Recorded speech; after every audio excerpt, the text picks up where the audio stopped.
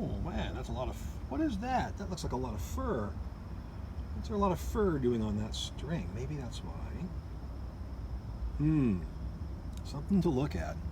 Hey everybody, welcome to Dulcimerica. My name is Futch. Thanks for joining me. It's going to be a strange episode.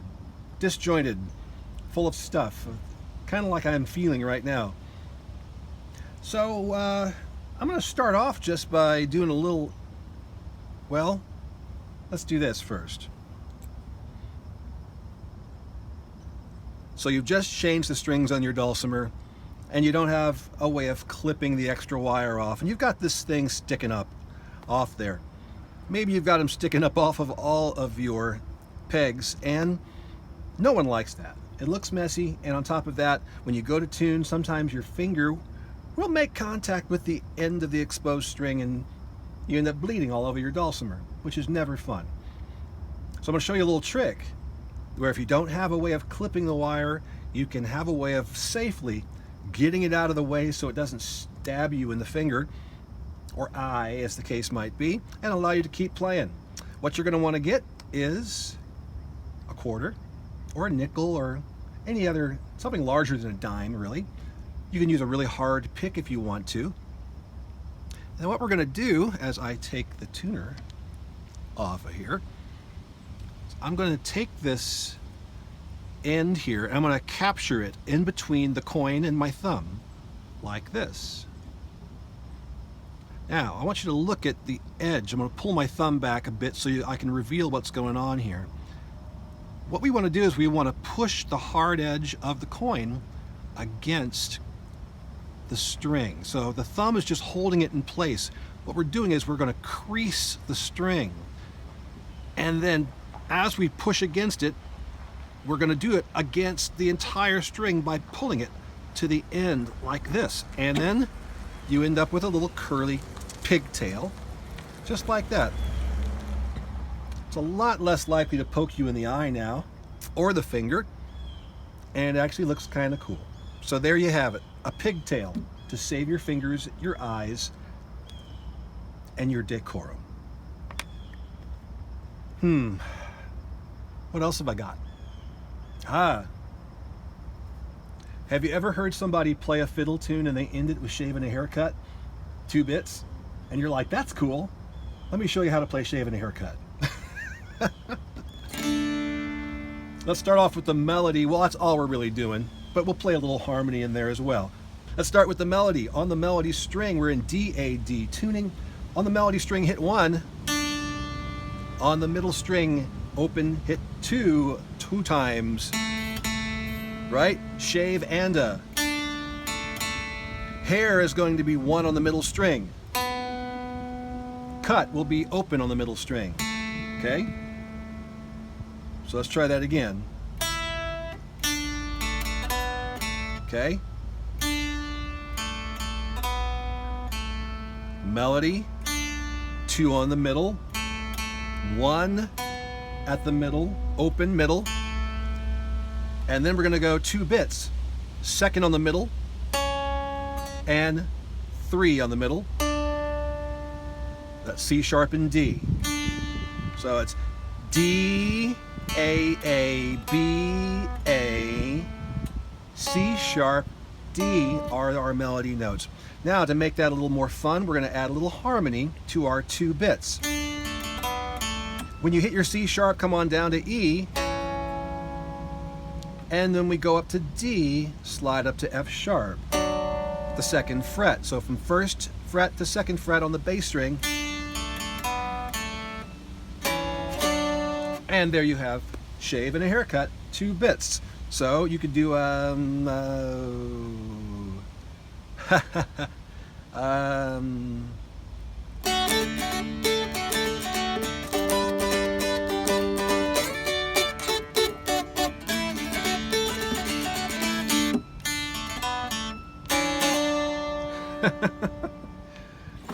am in so much trouble now because a bunch of people are going to start doing that and they're going to go, oh, I learned how to do that from Bing.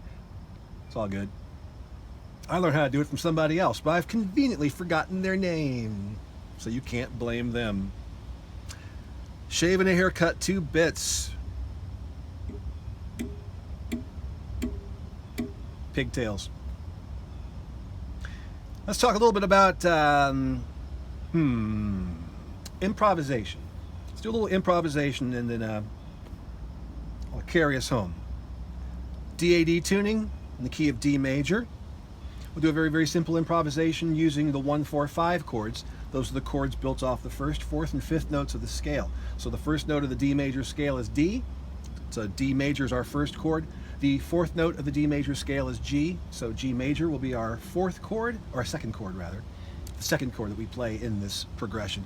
And then we'll do the 5th note of the D major scale, which is A major. So we have D major, G major, A major, back to D. And then maybe for spice, to kind of contrast something against the major chords, we can do a little minor action for a B part. So for the B, let's do a, built off the 6th scale degree, let's use B minor. Since B is the 6th note of the scale, B minor. And then go back to D. And we can bounce back and forth between B minor and D quite a few times. To resolve that and get us back into the A part, maybe I would go from B minor up to G, our 4 chord. Maybe go back down to B minor. And then go to A, our 5 chord. And the 5 chord likes to go back to the 1 chord, or home. So once we play that A, it sounds very, very nice to go back to D. So we'll just kind of go D to G to A, back to 1. That's our A part. The B part is B minor, back to the 1, D. And we can go back and forth between B minor and D major as much as we want to. I'm going to do it 3 times, then move it up to G major, and then I'm going to go to A, and then take it back to 1. Join me.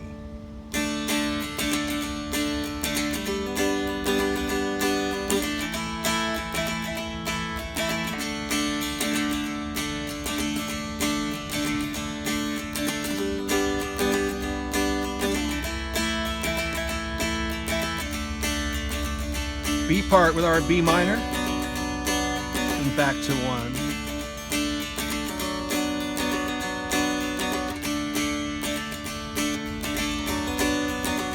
Up to G, down to A, and back to D, all right? Now you don't have to use those versions of the chords. You can use the D, G, A, and B minor wherever they live all over the fretboard. And the next step we're going to do now is we're going to just kind of solo, noodle over the top of those chords while we're playing in the chord melody style. This is easy typically if we play on the melody string, because with chord melody style, if you want to hear the melody clearly, you want to make sure that the melody is the highest pitched note in the chord.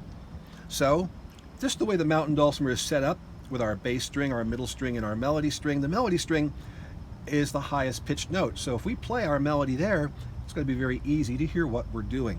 So think about all your chord shapes that are going to allow you to work that middle string or that melody string, and just play the notes of the D major scale. That's all you have to do. Every single note of the D major scale is going to sound perfect against our chords. But they're going to sound even better if, when you're playing those chords, you play notes that are actually inside the chord, also known as chord tones. So if you're playing, well, you don't have to play them all the time, but if you want to sustain, hold those notes out for a long period of time, it's usually a good idea to play the notes that are inside the chord so you don't change the nature of the chord. So D major is D, F sharp, and A. So if you're going to hold any of those melody notes out of the scale, D major scale, you want to hold the ones that are D, F sharp, and A. Otherwise, just briskly move past them. Play them, keep them moving. Same thing with the other scales, chords, and so forth. So we can do something like this.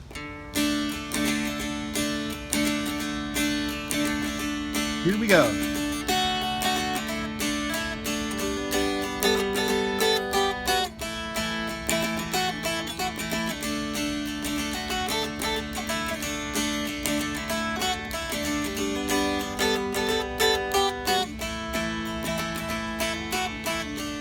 Here's our B part, B minor.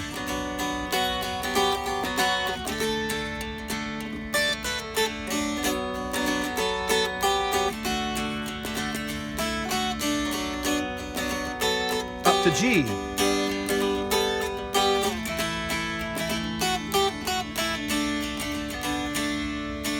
And that, my friends, is improvisation in a nutshell. Kind of figure out a chord progression in your head and then solo over the top of the chord progression using whatever free finger that you might have. That is improvisation. Wild, man. Simply wild.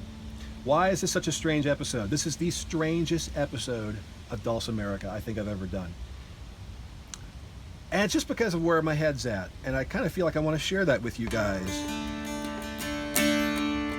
I started off with the Walnut Valley Festival, September 14th or so. And then from there, I began making my way across to the Nutmeg Dulcimer Festival. So I went from Winfield, Kansas, started making my way up to Milford, Connecticut.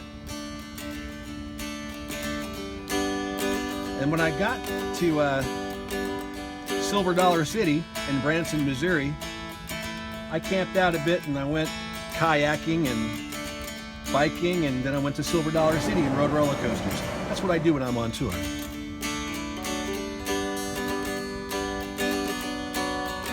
And then I continued on. And I ended up in West Mifflin, Pennsylvania on September 24th.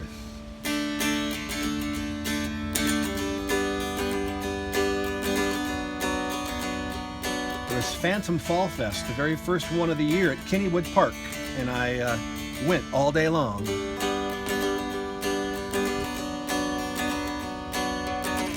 And then right about 9:30, no, it was 8:30. About 8:30, I noticed that the clientele in the park was a little rough. They were getting rough and a little edgy. So I decided that's enough, Kennywood. I am going out to my trailer where Kennywood security has told me that I can sleep in the parking lot.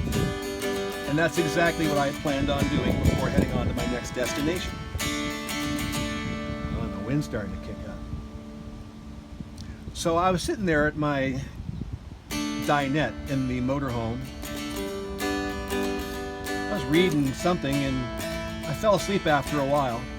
Fall Fest was going on till like 11 o'clock. About 11:10, I was awakened by the sound of a siren, and then another siren, and then another siren. And suddenly I kind of came out of my fog and looked out my window. And I saw all of these cop cars and all of these ambulances screaming into the front area by Kennywood Park. And I thought, what in the world is going on in this area right next to me? And just as I thought that to myself, that's when I heard all the people shouting and yelling, screaming, and they were all running. Mass groups of people running past either side of my motorhome. And I thought, you've got to be kidding me. So I went on Twitter, put in Kennywood. Sure enough, 3 people had just been shot inside the park, with the shooter still on the loose.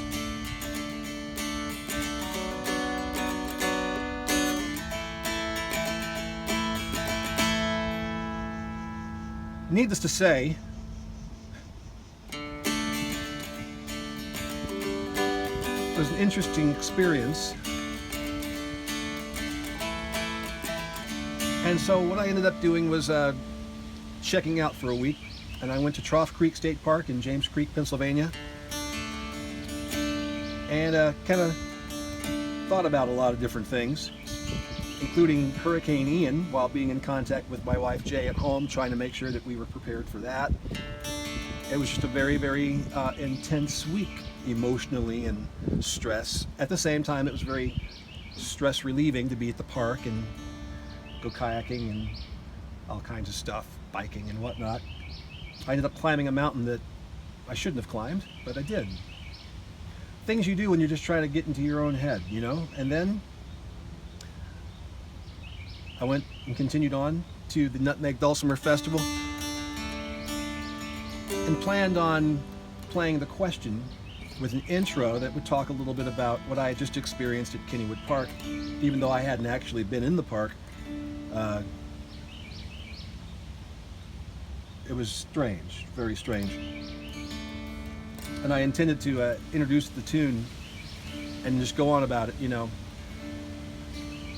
But I got really caught up in, I guess, what is the realization and the emotions of it all. And it was tough. I think I realized at that point in time that I was dealing with, I guess I was just dealing with the situation for the first time on stage. So I got through the tune, and people were very appreciative of the song and everything else. But since then, things have been a little bit easier, but I've been processing still, and it's got me thinking about a lot of different things. So right now I'm going to be heading, after QDF, I'll be heading to North Carolina.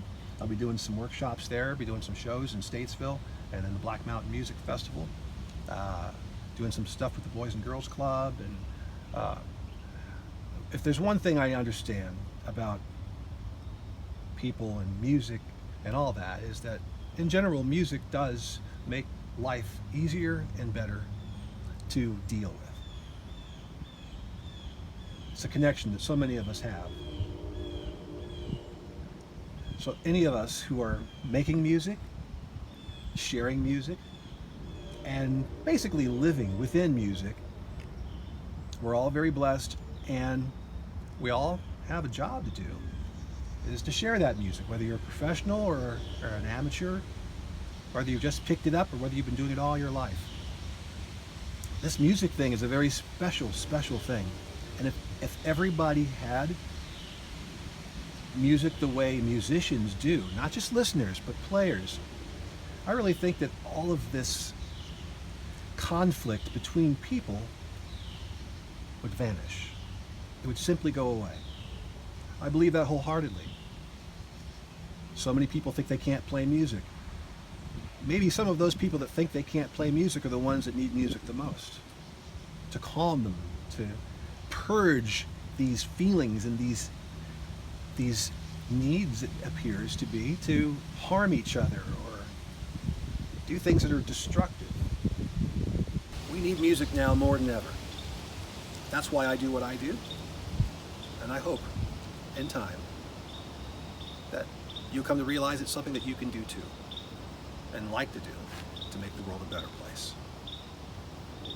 So thank you for putting up with me. I hope I gave you something you could use. And I will be in tip-top shape for the next Dulcimerica. And I have no idea what it'll be about, but it'll be a little bit more composed than this one. Thanks everybody. I appreciate you very much. Stay safe out there. Be alert. And please do share that music. We all need it. We'll see you next time.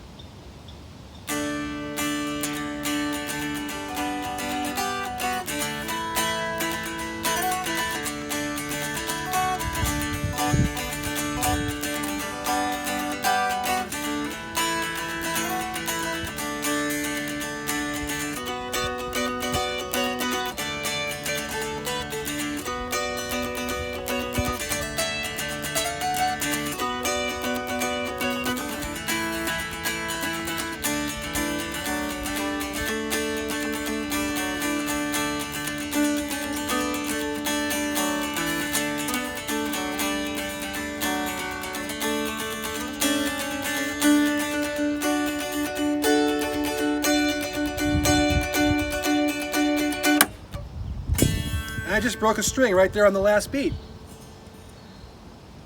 That's some kind of a confirmation.